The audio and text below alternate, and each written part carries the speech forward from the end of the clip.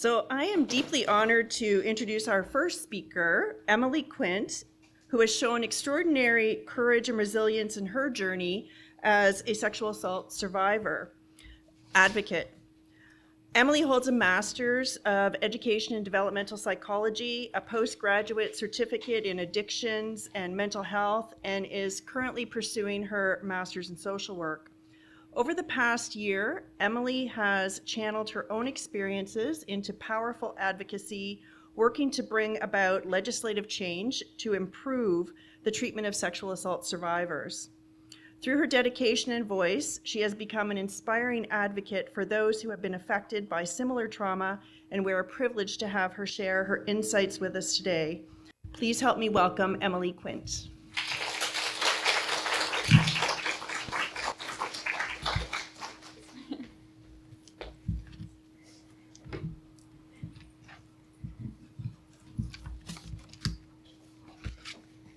Thank you so much, Linda. I really appreciate it.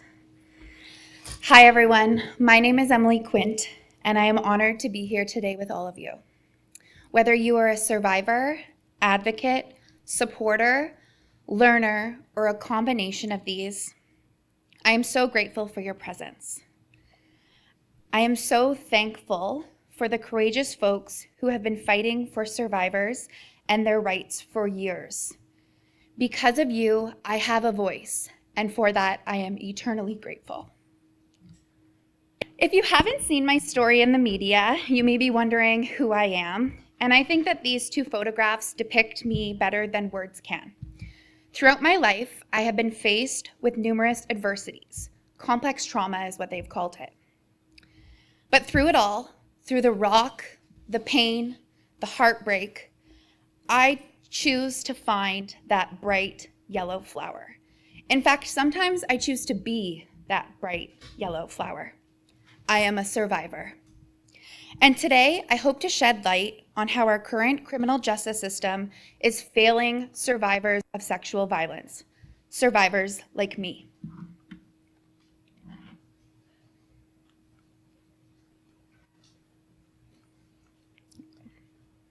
But first, let's go back in time to 2022. One evening in late January, after a long and exhausting work week, my friend and colleague joined me in my apartment for some drinks and chats. We were posting on Snapchat, which led us to invite a man, someone we knew from work, over to join us. 7 hours after that Snapchat message, I was raped in my own home, a place that was once my safe haven. At 6 a.m, I woke up to this man on top of me and inside of me. The feel of his itchy wool sweater against my skin, the smell of burnt disgust in the air, the deep horror that radiated through my body, the immense fear that cloaked me. As I opened my eyes, he pulled himself out of me and ejaculated on my stomach as if I was a towel meant to clean up his fluids. I froze like a deer in headlights. I couldn't speak. I couldn't move. I felt completely paralyzed. I was in so much pain, physical, mental, and emotional, but I couldn't do anything except sob. He soon fell asleep beside me, and I scurried to the bathroom where I sat in the tub and let the hot water hit me. I felt vulnerable, tainted, and dirty. I wanted to strip my skin off like old wallpaper. Why couldn't I have just yelled no? Why couldn't I have told him to stop? Why couldn't I have pushed him off of me? I felt as though I was to blame. Looking down at my body, I felt more disconnected than ever. It looked and felt foreign to me. I wanted to unzip myself from my skin. I didn't want to be in it anymore. Suicidal thoughts injected themselves into my brain. I can't do this. In the haze of the hot steam, I reached out to two of my friends, including the one who was over that evening, and reluctantly, my mother. I then bravely texted the man who laid in the bed where he raped me and told him that he needed to leave. Shortly after, I heard my apartment door slam shut. I peered out from the bathroom and scampered across the floor to double lock my door. But it was too late. My home no longer felt safe. I couldn't bear to look at the disheveled bed where I had just been violated. My new pink, fluffy duvet had become a crime scene. I laid on my couch and I begged for the pain to go away. I didn't want to be alive. Suddenly, there was a loud bang on the front door.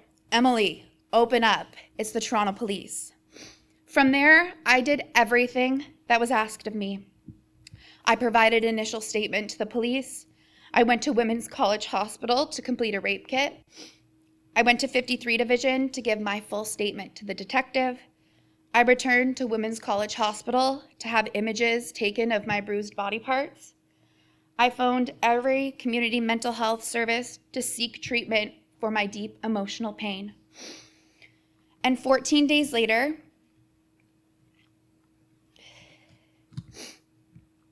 the man who raped me was charged with sexual assault.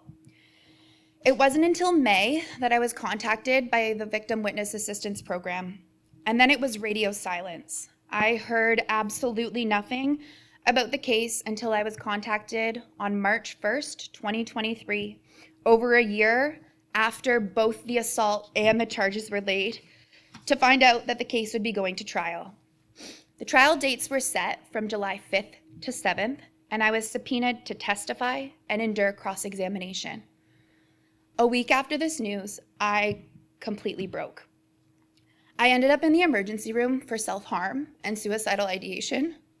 I was hurting so deeply, but I didn't really want to die. I just wanted that pain to go away. By mid-June, I prepared for trial. With minimal support from my victim assistance worker, I rewatched both of my statements. It was 2 hours of reliving the most horrific morning of my life. I cannot describe the pain that arose inside of me watching broken little Emily sitting on the couch with a blanket wrapped tightly around her. As I watched myself struggle to be vulnerable with the police officers, my tears unleashed themselves. And just like that, I found myself being taken back to that morning in that apartment, and my nightmares returned with ferocity. But finally, on July 5th, I arrived at the Ontario Court of Justice to give my testimony. When I finally got settled in on the 4th floor, my heart sank as I heard the words, "There's no courtroom for us, but I'm working hard to try to find one." What? I thought, how is that even a possibility? How is there not a courtroom? The detective explained that the courthouse was experiencing severe yet foreseeable staffing shortages caused by the massive amalgamation. Thank you so much. He conveyed that there used to be numerous courthouses across the Greater Toronto area, but the government decided to cease operations of all the smaller courthouses to build a mega courthouse in the heart of downtown Toronto. Many court staff were displeased about this uprooting and the lack of financial compensation, and thus courthouse was unable to properly function.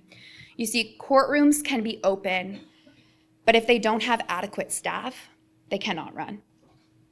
While only 2 courtrooms in that entire courthouse were operational that day, the Crown instructed me to wait while she attempted to find a team to preside the case. My parents and I waited for hours. Hours. It was around 2 in the afternoon when the Crown finally informed me to go home and that we would try again tomorrow. I felt unsettled, but my hope remained alight. I truly believed that I would take the stand the following day. However, when the next day arrived, I was met with the same news. There's no courtroom for us today. This time, only 1 courtroom in the entire courthouse was open. And now I started to get angry. Once again, I was informed to wait. And I thought, wait for what? There's only 1 properly staffed courtroom, in this entire courthouse. There's no way that I'm going to take the stand today. But my flicker of light hadn't officially died. Not yet. It was around 1 p.m. when the Crown said, "Not today, Emily, you can go home." But this time, the detective proposed that he would call me in the morning to advise of the status of the case. I agreed, but I began to feel defeated. How could I rely on this system?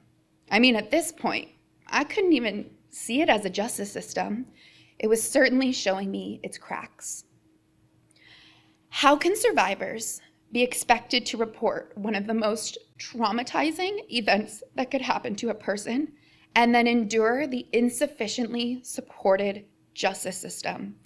How is it okay for survivors to do everything that is asked of them, but when they show up to testify, they are turned away? How is that okay? Regardless, the next morning on July 7th, on what would have been the third day of the trial, the detective phoned me just before 11 a.m. A fully staffed courtroom was ready to hear the case. "How fast can you get here?" he said. Moments later, my parents and I were basically running down the streets of Toronto, and around 11:20 a.m., I took the stand and trial officially began. During my testimony, there were moments when I cried, moments when I was angry, moments when I felt like I was going to throw up, moments where I was trembling so severely that I had to hold on to my chair, and moments when I just wanted to get up and leave. But in spite of it all, I persevered. He had taken many things from me, but my voice would not be one of them. At around 3:30 that day, after testifying and enduring grueling cross-examination, both the Crown and defense attorney rested their cases. The judge thanked me for my testimony and dismissed me from the courtroom. As I opened the doors to the hallway, I was met with relief. I had done it. I had completed my part of the process. I stood in front of the man who raped me and told him exactly what he did to me. I felt such a sense of relief. Soon after, I was directed into a briefing room with the Crown and the detective.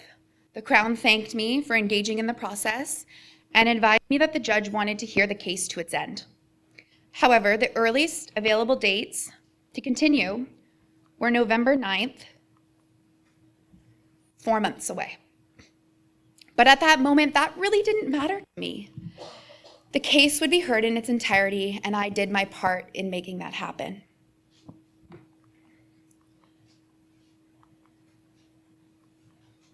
But we never got to November 9th. On the afternoon of November 2nd, a week before case was set to resume, I was informed of the Crown's request for an urgent meeting. A little while later, I joined the Zoom call, and as Brandon, my husband, sat beside me, I felt worry set up shop in my bones. What is happening? I clasped Brandon's hand as we heard the Crown supervisor say, "The defense put through a motion to have the charges stayed, and there's nothing we can do." What? Stayed? I wasn't familiar with this term, so I asked, "What does stayed even mean?" She then went on to explain something called the Jordan Rule, and then my world went dark. It was as if somebody blew a candle out and all of the brightness disappeared. My vision went fuzzy. I couldn't see through my tears. My breath outran me. I felt like I was going to collapse. I slammed my laptop shut, and I completely crumbled. In that moment, I lost myself. The pain overtook me, and I drowned in it. Brandon picked me up off the floor and brought me to our bed. As he held me, animalistic cries escaped me. My body shook, my heart blackened, and the light drained out of me.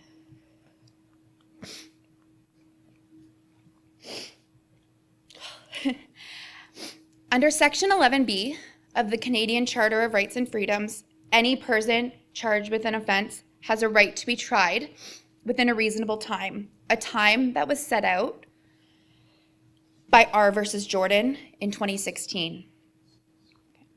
R versus Jordan is the case of Barrett Jordan, a British Columbia man. He was charged with several drug trafficking related offenses, and from the time of charge to the end of trial, he spent a little more than 4 years in the system.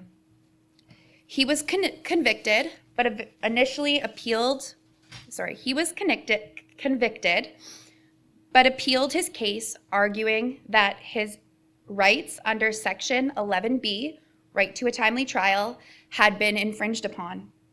His appeal was initially denied, but the case was appealed to the Supreme Court of Canada, who reversed the decision and found his delay unreasonable. Barrett Jordan's case unveiled a new framework for applying Section 11B. Cases in provincial court must be completed in 18 months, and cases in federal court must be completed in 30 months. If cases stretch beyond the presumptive ceiling, the defense has a right to submit a Jordan application asking for a stay of proceedings.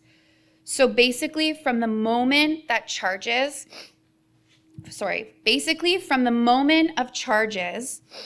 the timer begins. Despite everything, my initial statement, the rape kit, the formal statement, the photographs, the waiting, the pain, the testifying, the enduring cross-examination, it was over. My case was stayed.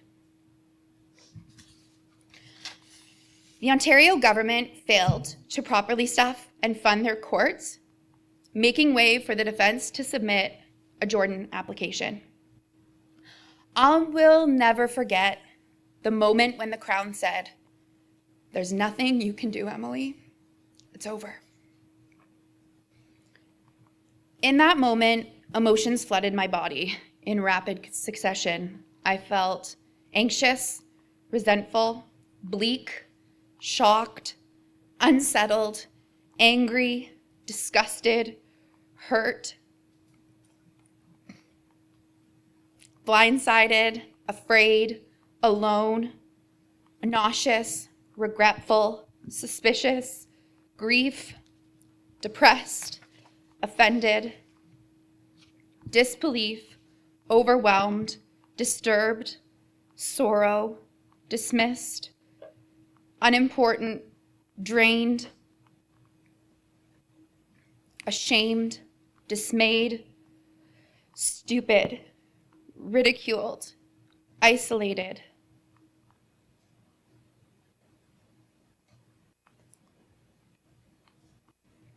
Guilt, vulnerable, infuriated, unsafe,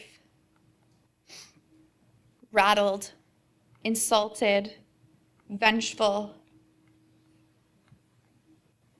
invalidated, fragile, hopeless, deflated, rage, fearful, distant, frozen, stressed, distrustful, sickened, helpless, mocked, destroyed, traumatized, humiliated, dejected, inadequate, suicidal, weak, disoriented, distraught, outraged, baffled, small, pathetic, exposed, abandoned, foolish, broken, violated, powerless, crushed, silenced. I felt silenced again. It was as though I was assaulted all over again. But this time, the perpetrator was the system. The system that I believed was designed to protect me, to protect us from harm. On November 2nd, I lost faith in our province and our country's ability to keep us safe and provide justice to those who have been harmed. Why are the rights of a perpetrator held with more importance than the rights of a survivor?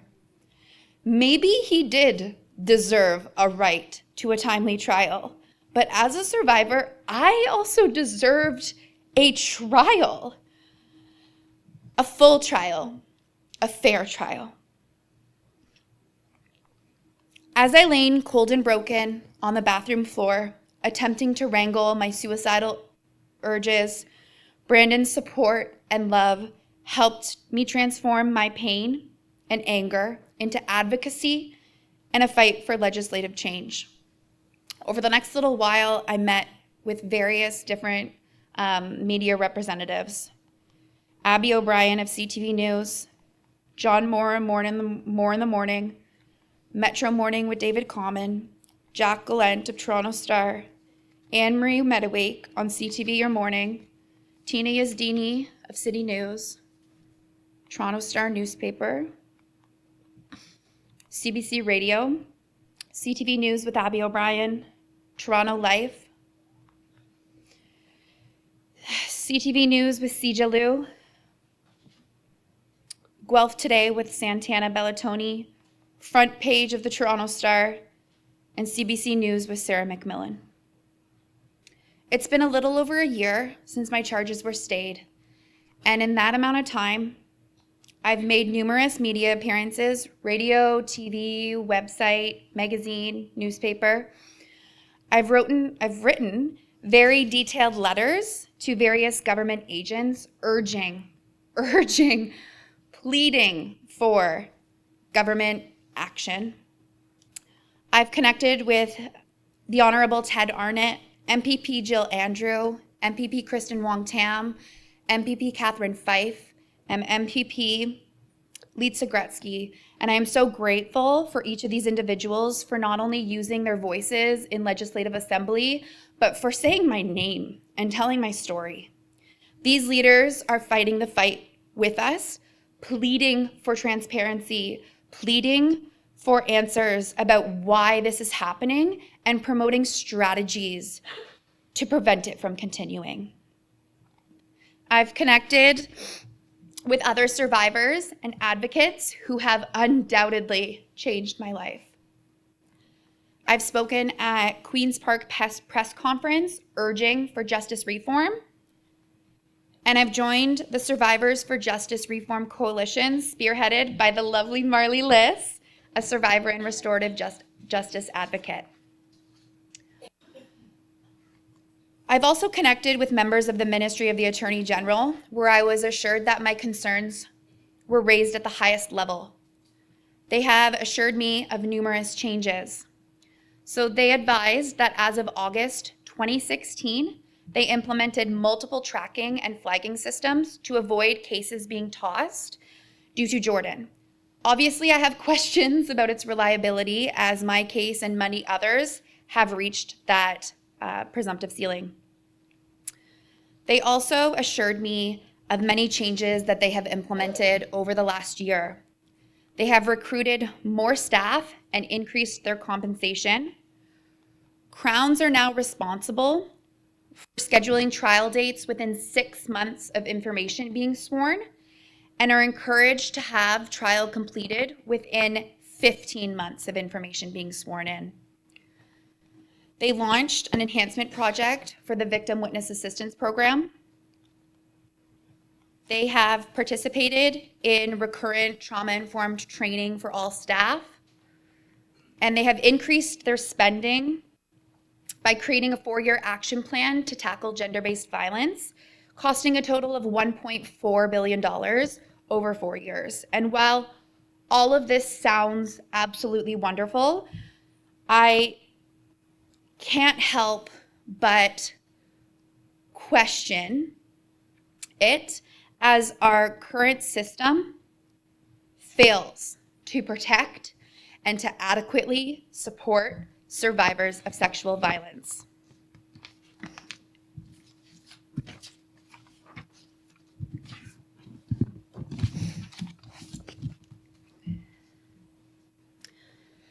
What we first must consider is the lack of reporting for sexual violence. In Canada, only about 5 to 6% of incidents of sexual violence are reported to police. That, in and of itself, is very telling of the state of our justice system and survivors' beliefs and faith in our justice system. As you can see, many survivors choose to report for many different reasons. And honestly, I felt every single one of these. They don't want the hassle of dealing with police. They feel as the offender won't be adequately punished. They fear or don't want the hassle of the court process. They feel shame, embarrassment, and they think that they won't be believed.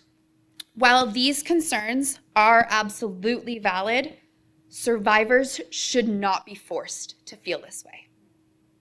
Because survivors feel ill-supported by the system and choose not to report, they are often left to fend for themselves. And let me tell you, that does not feel good. Survivors are also coerced to speak before they are ready. In fact, I experienced this firsthand. The police who first responded were relentless in their questioning of what happened to me, and I hadn't even processed it myself. This narrative around needing to speak and needing to disclose is harmful and ultimately reproduces power imbalances. I was asked, "What happened to you? I heard you were raped," before somebody actually sat down with me and said, "Are you okay, Emily? What can we do to support you?" Forcing survivors to speak before we are ready leaves us feeling re-victimized. The system also fails to support survivors due to chronic underfunding, resulting in court backlogs, staffing shortages, and cases being stayed. Once again, how can we, as a society, urge survivors to come forward, to report, to do every single thing that is asked of them, to have solid evidence of the crime, to open themselves up, to provide testimony and endure cross-examination, only for the justice system to close its door on them, to turn its back on them? It is wrong, and it is re-traumatizing. It's also important to consider that our justice system, one that is overly reliant on punishment and incarceration, does absolutely nothing to end the cycle of violence.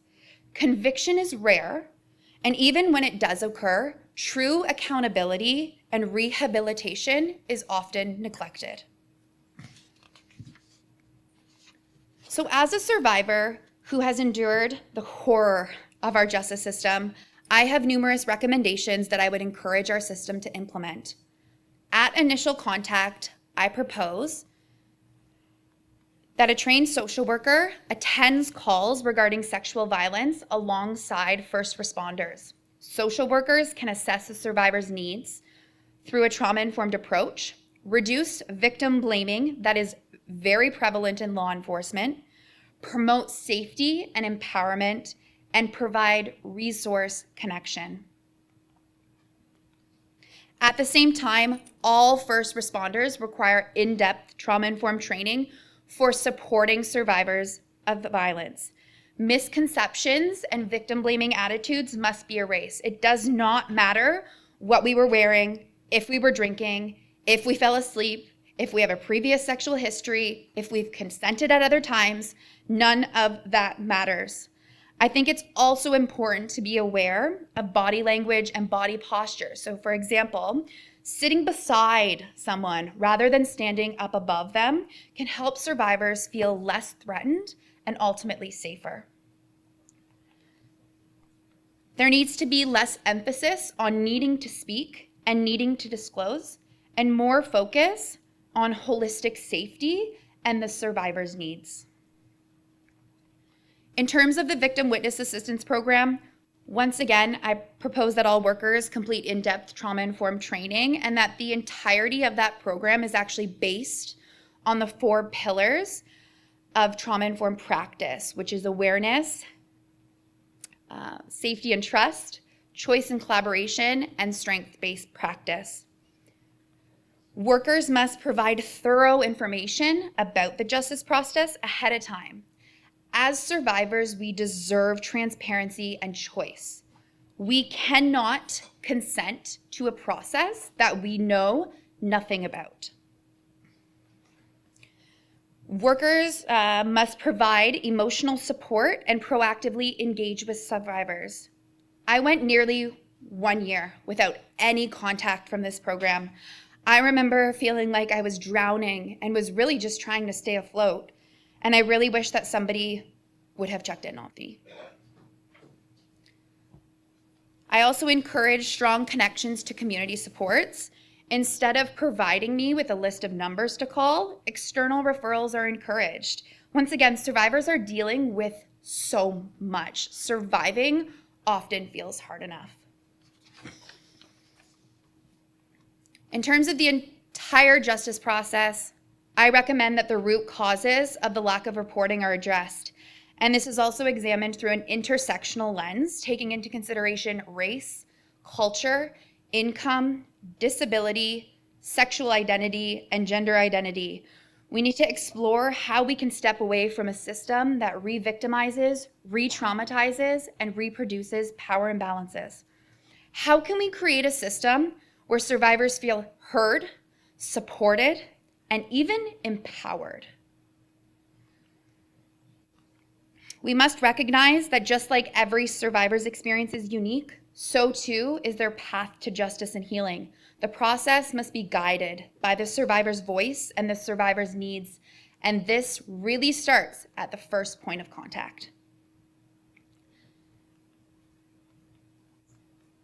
As a result, we need a justice system that offers different paths to justice and healing, including restorative justice and transformative justice.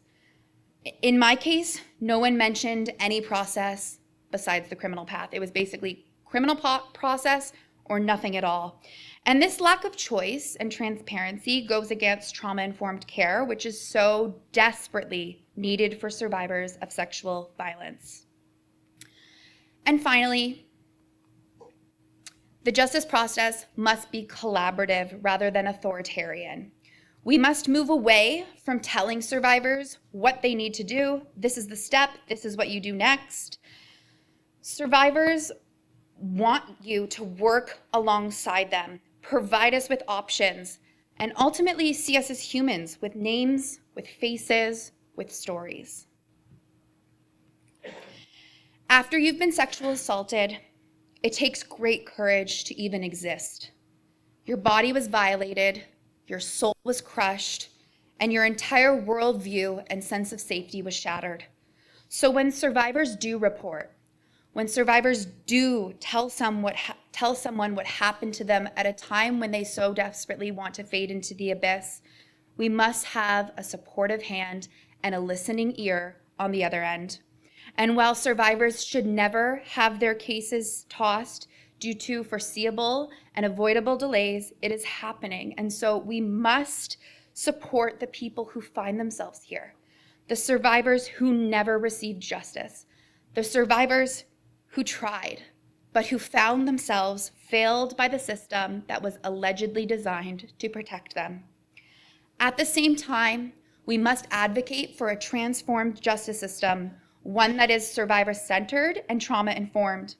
If we don't make this a priority, I imagine that even fewer survivors will come forward, and I certainly do not blame them.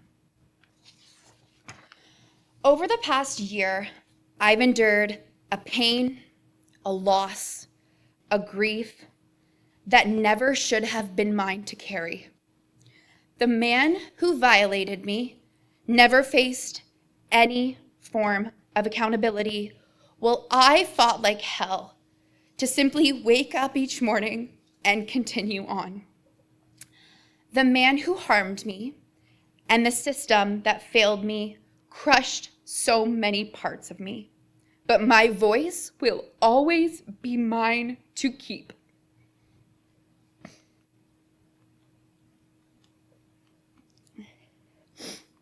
To that girl who was assaulted in her own home,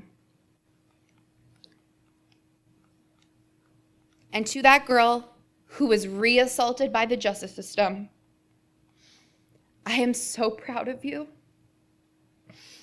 And to all the survivors here today, I am so proud of you. Your light can never be dimmed. So let's join hands and let's shine together. Let us be so bright that they can no longer block us out.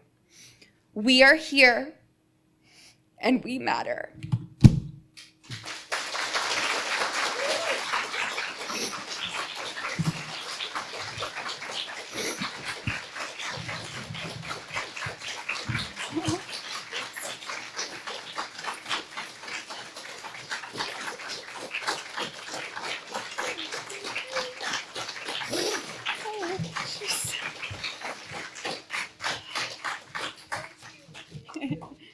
Thank you so much.